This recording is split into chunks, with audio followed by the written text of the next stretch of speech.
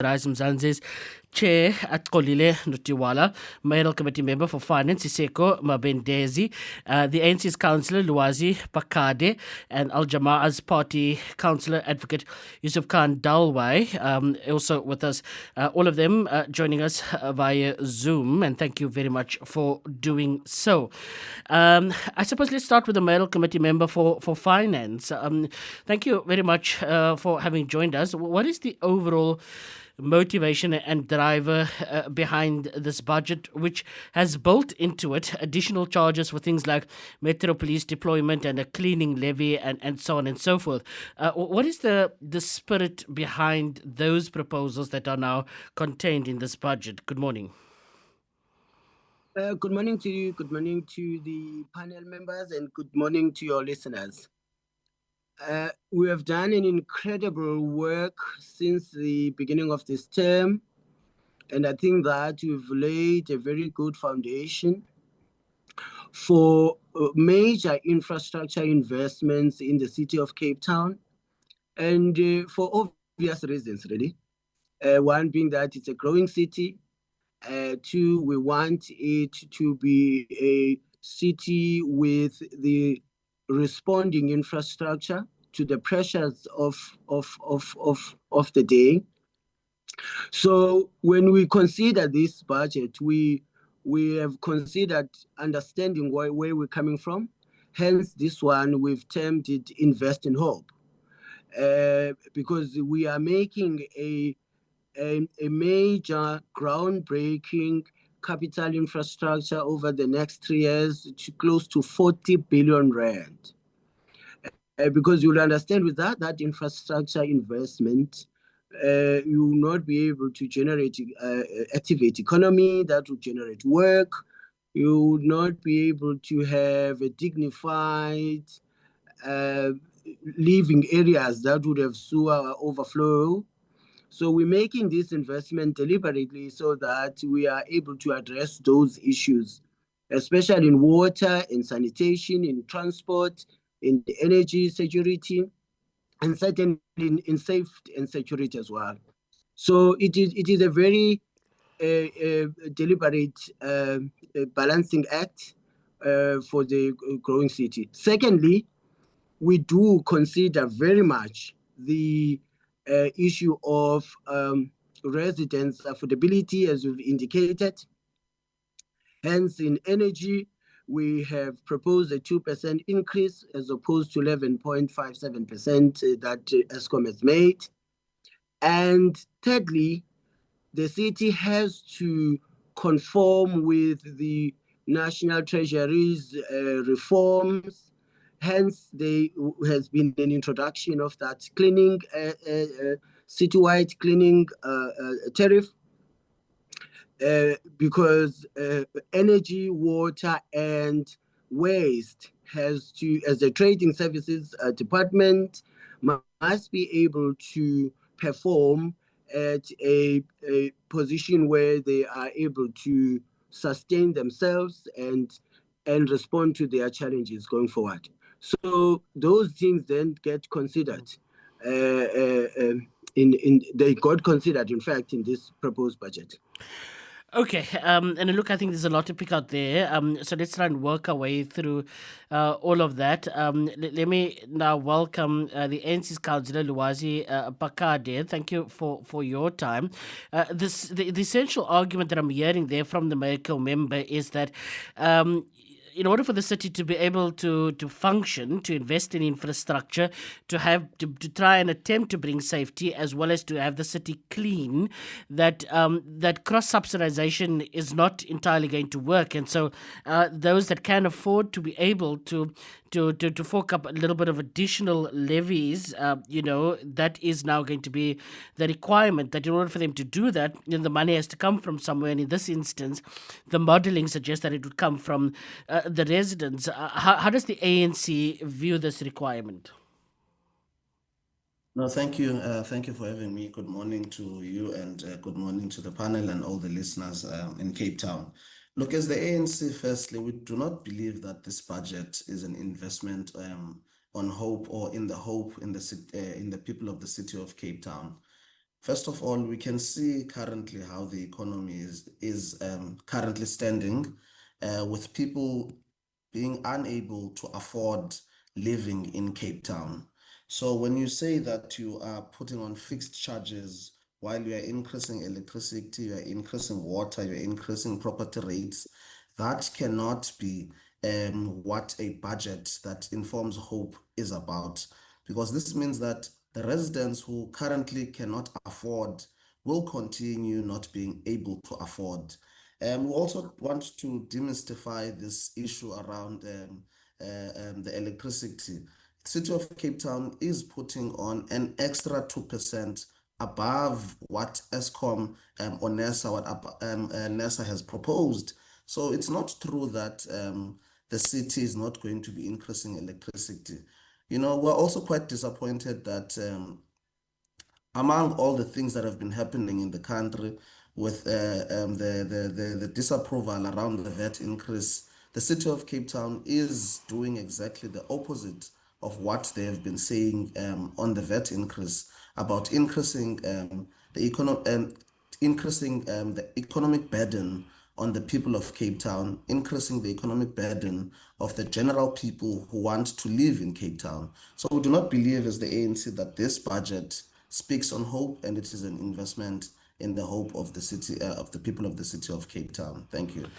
All right, those opening remarks there from the ANC's councillor, Lwazi Phakade. Cllr Notywala is from Rise Mzansi, the councillor representing that party. I want to just quickly pick up on the claim that those whose property values are tipped at a much higher value, that they are the ones that's going to be expected to pay the 20% plus additional in rates and so on. And what that does is to be able to bring water and sanitation and roads and infrastructure developments to places like Khayelitsha and elsewhere where they are required. So is this a version of this sort of tax the rich to benefit the poor, or how do you see it? Good morning.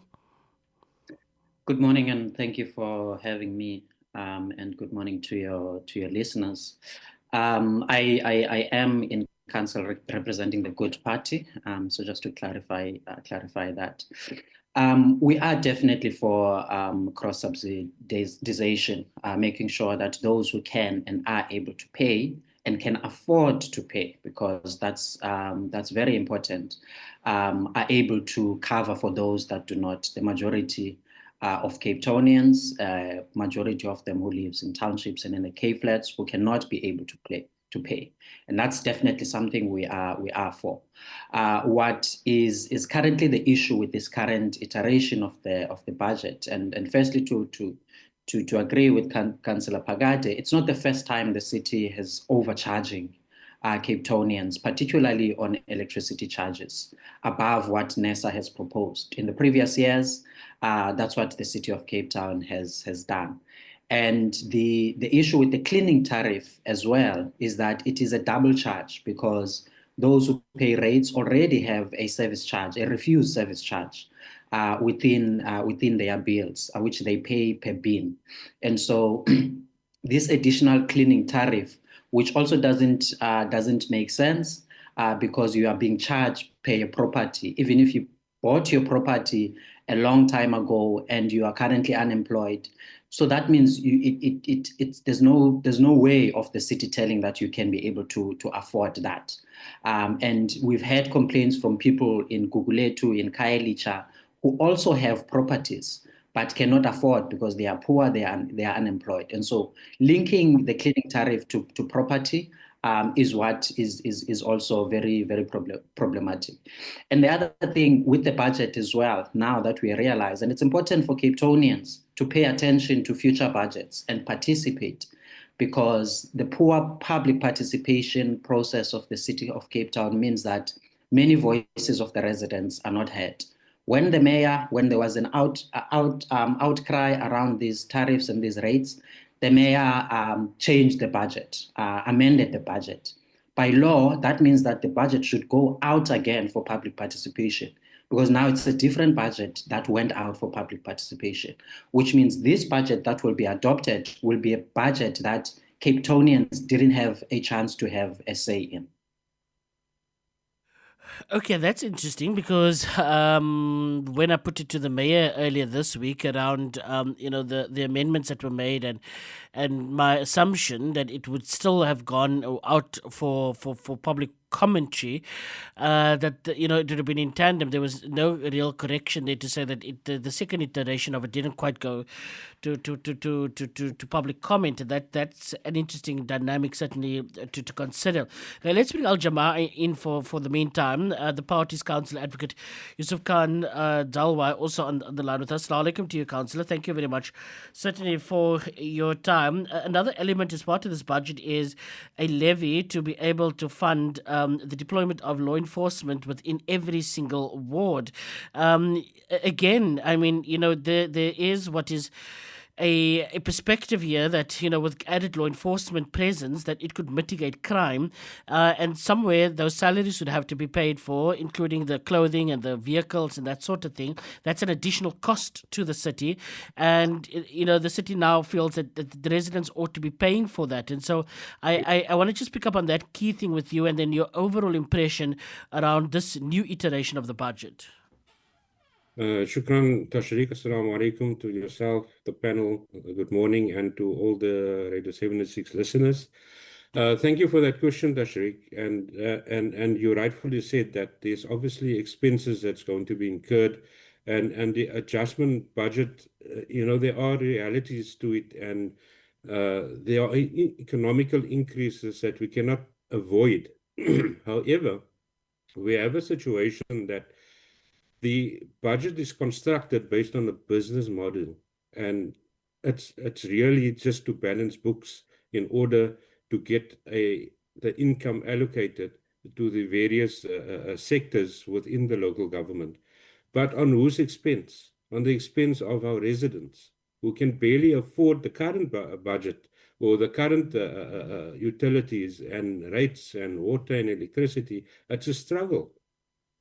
And to tax the properties that are of higher value, that is a judgmental approach to have, because not everybody that has high property values, or maybe not, or unemployed or pensioners, or they simply cannot afford it. So we don't see that there's a balanced approach in respect of how this budget is coordinated and allocated in respect of where the increase would be. I hope that answers your question. It in part does. Let me just, before I get the response here from Siseko Mbandezi, the Mayoral Committee member for Finance, I just want to, Lwazi, just to pick up with you on the fact that we now have the scenario around the deployment of additional law enforcement in every ward that would have to be paid for. One could problematize the fact that, of course, residents are now having to be additionally taxed, to bring around safety. You have scenarios, for instance, where, depending on the suburb that you're in, that residents have to get burglar bars, they have to get, their places secured, paved, probably, enabled patrol watch, service, and on top of that, employ other measures to be able to just bring safety to their own home and their surrounds.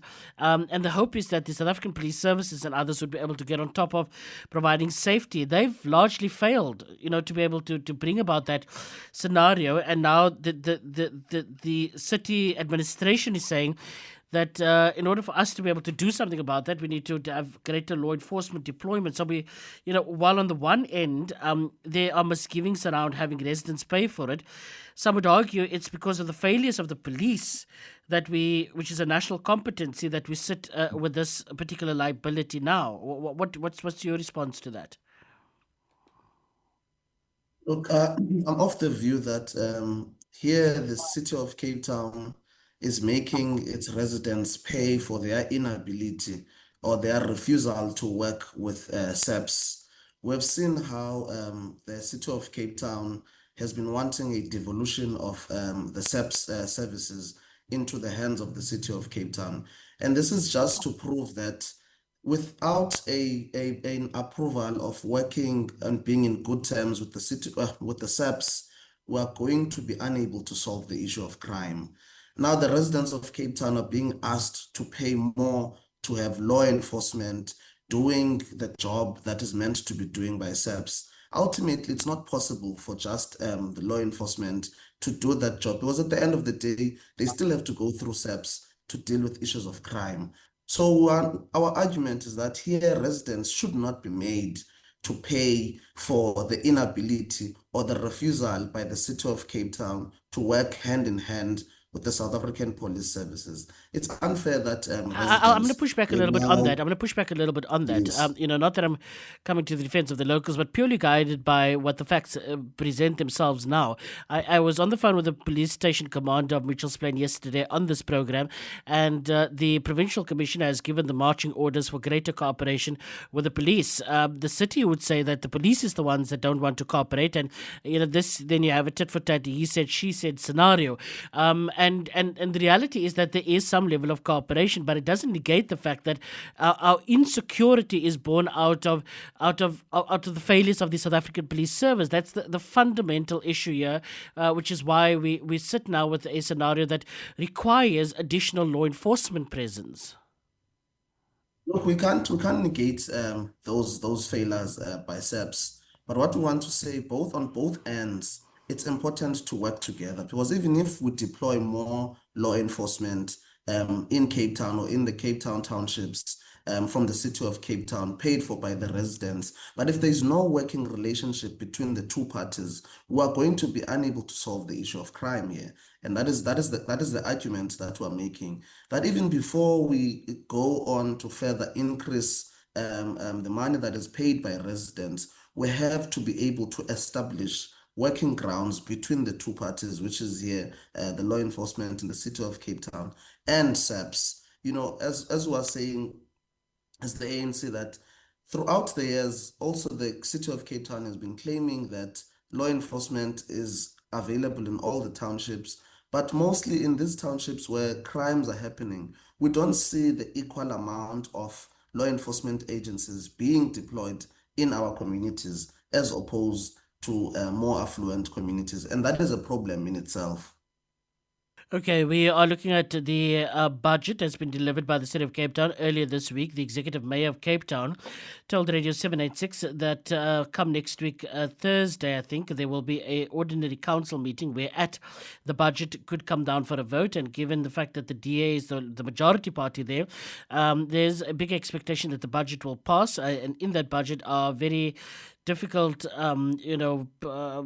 number crunching provisions, such as an increase in certain property rates, for instance, on account of the fact that property values are for certain properties much higher than others, depending on area and size of property and that sort of thing, and also levies for cleaning and as well as the law enforcement deployment in particular.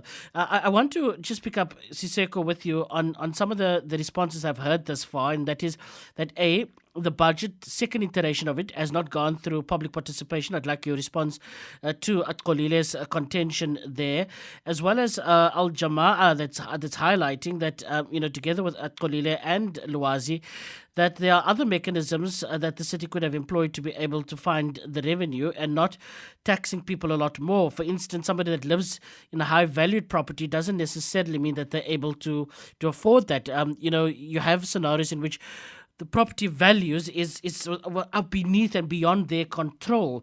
So if I could get your responses certainly to those contentions, please. Oh, okay. Thanks very much. Let me start with the Jama-ah. Councillor, remember that part of the budget has the social package, which is about 5.2 billion rand, and that is up from 3.75 billion rand. And that social package, in essence, it is to protect those residents whom have a financial pressure.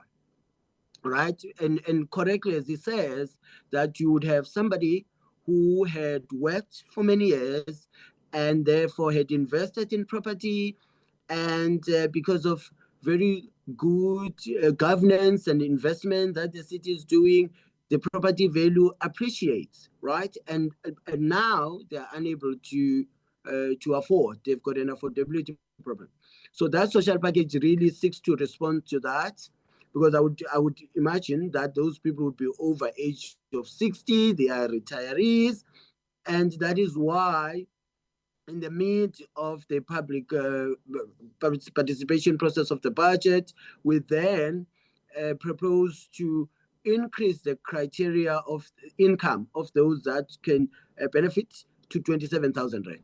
So it is precisely really to deal with that, because because we are responsible, caring government. So sorry, just explain that to me again. But Just go back there. You changed the budget to cater for where does the 27,000 come? Just explain that to me again, please.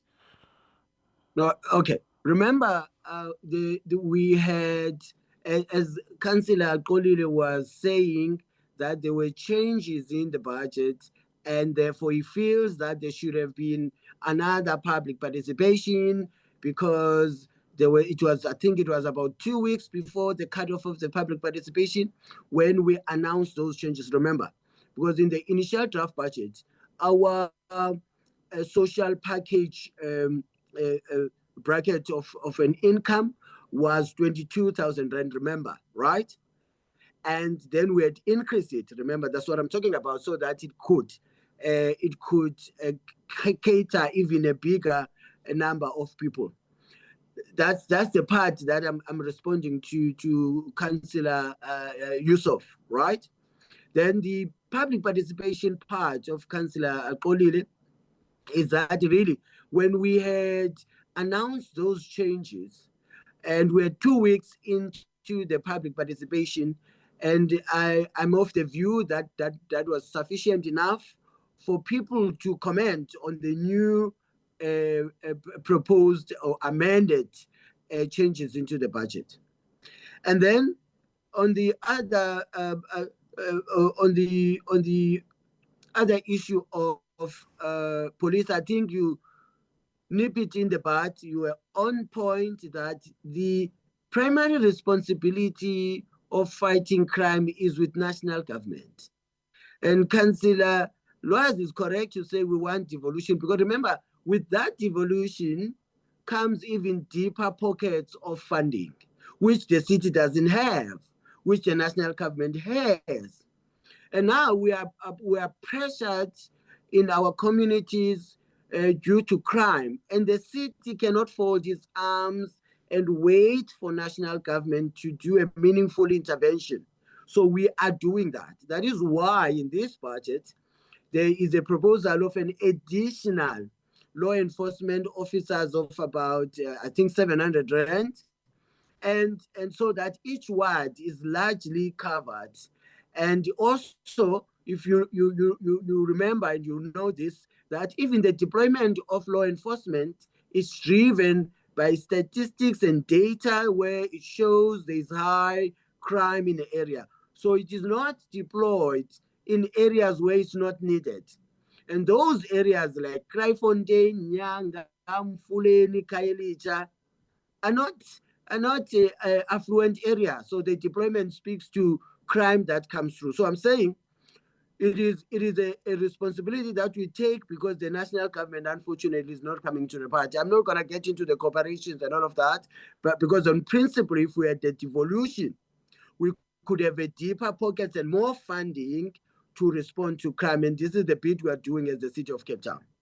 I don't have the time to go into this element around property values that you say because of good governance. I think that's not, I think, a fair argument here. That you sit with scenarios that property values are increasing, that is pricing a lot of people out of the market as well, and now you're making it difficult for those that are within the market to be able to survive.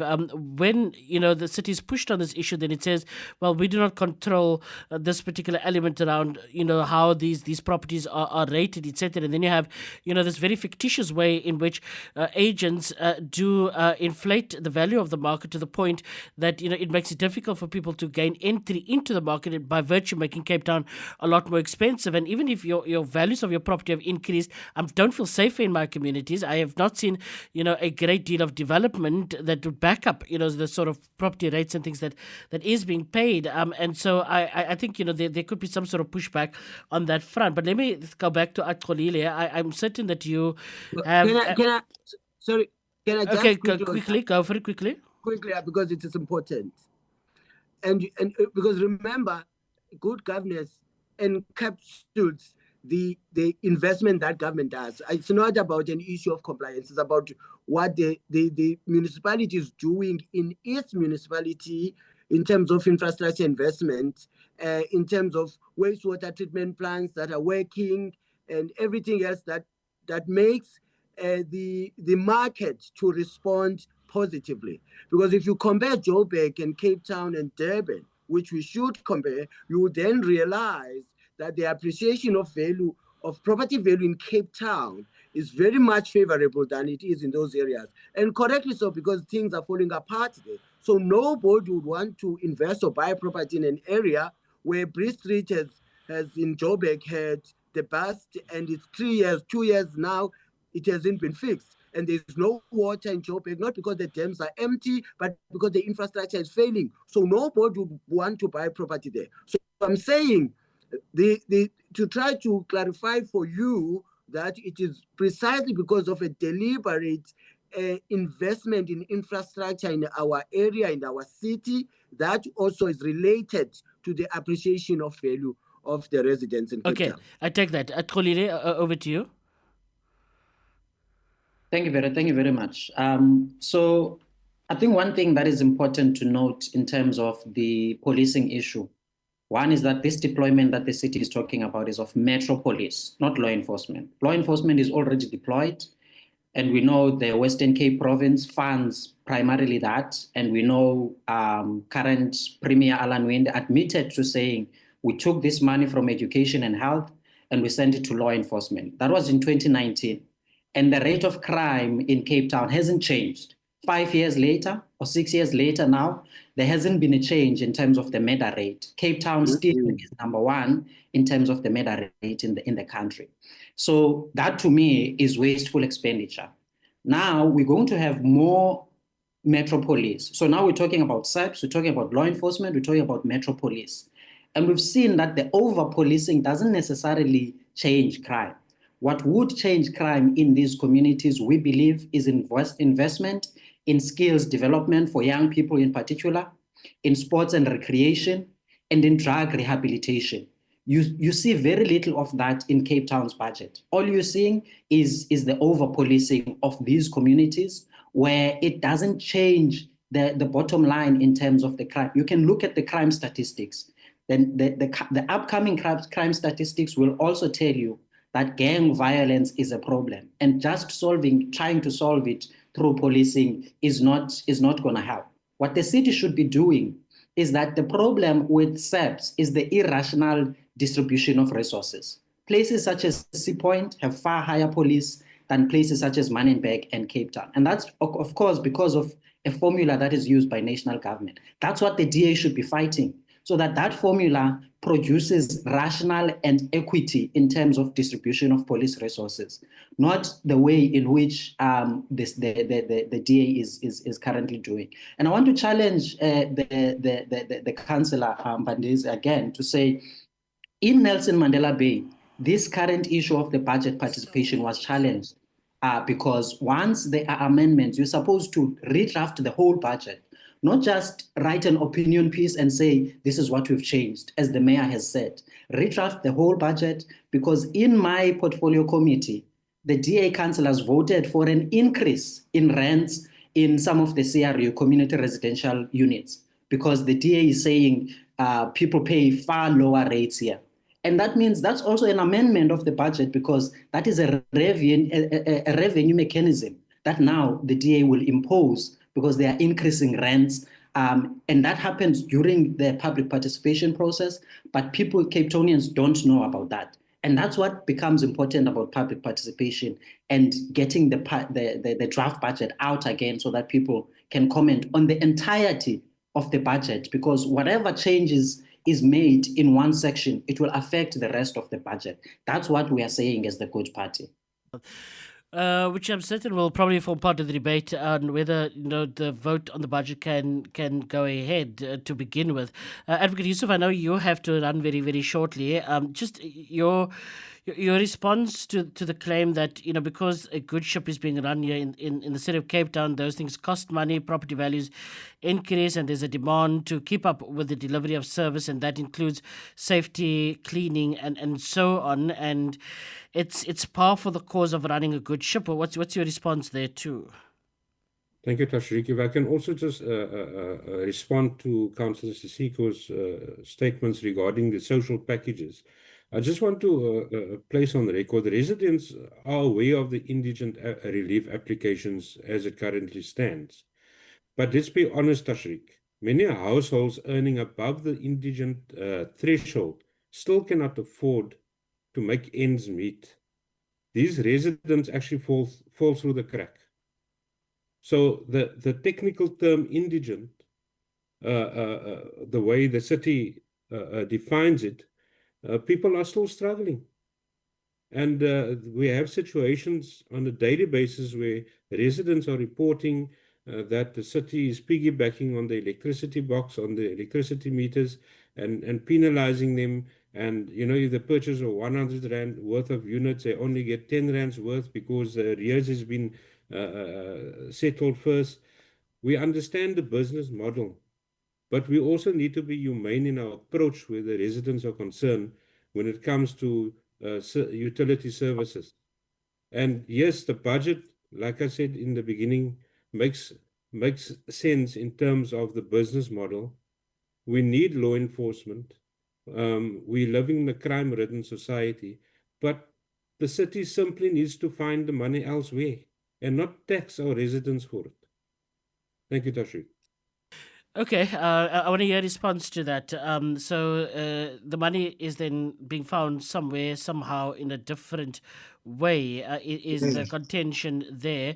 Councillor Lwazi, your response, to the claim here that, as it stands, that this particular budget, is as a consequence of trying to keep up with the level of service delivery that the DA thinks is much better than what your colleagues are achieving or not achieving in Joburg? Look, I think the biggest question that we're trying to raise here is if this budget is indeed a budget of hope. And we're finding, even from the arguments that Councillor Siseko is making, that this budget is not about hope. This budget seeks to increase almost everything in the city of Cape Town. And everyone coming from all over has been making the same argument that to live in the city of Cape Town is expensive. To live closer to the city is equally expensive and more expensive. And this budget is not going to solve that part. And I think on the law enforcement question, I want to agree further with Axolile that in Cape Town we still have got the highest murder rates. Yesterday we had Johan Rupert mentioning this again, saying that city of Cape Town, where the DA is leading, is the highest murder rate capital in the entire South Africa. But we're seeing that these things are still not changing. What only changes is that if the capital township is not Nyanga, then it's going to be Khayelitsha. If it's not Khayelitsha, then it is going to be Mfuleni. But the city is claiming that they are putting resources currently to change those scenarios, and they are not changing. And we really need to find a way of dealing with the socio-economic conditions that put young people into crimes of extortion in the city of Cape Town, that keep young people in gangsterisms within the city of Cape Town. And only when we're able to solve those socio-economic conditions in the city of Cape Town, then we're going to be able to better deal with the issue of crime, and not just to instill this narrative that we need more police, we need more law enforcement, when the socio-economic conditions are not changing. So that's our view that socio-economic conditions must change first for the people, but also want to emphasize on this point, we can't just keep on deploying resources when there is no cooperative governance between SAPS, law enforcement, and Metro Police. That is so important, and it won't change just because the city wants to charge residents extra for the deployment of more Metro Police. All right, let's hear your response, Mr. Siseko. That's the Mayoral Committee member for Finance. The only, I suppose, dear representative on the panel, and of course, a member for the Mayoral Committee member for Finance. So this is right up his alley, the drawing of the budget. It's not these guys that are saying that, you know, there's a significant crime issue. Jan Rupert said it in the meeting last night in the Oval Office. Okay, but to take that serious, I think, you know, there's some interesting feedback there. You know, on the one end, that there isn't sufficient time with which to be able to facilitate a proper engagement with this particular budget. That, you know, policing through law enforcement isn't the only approach yet. It has proven also not to work, and there isn't a sufficient, you know, plan elsewhere, you know, to be able to respond to this particular problem. And the other response that I want to hear from you is to Advocate Yusuf Khan, that in spite of the indigent grants that are available, that somehow, somewhere else, the money is being deducted and the residents are being disenfranchised. So I want to hear your response on that, please. Okay.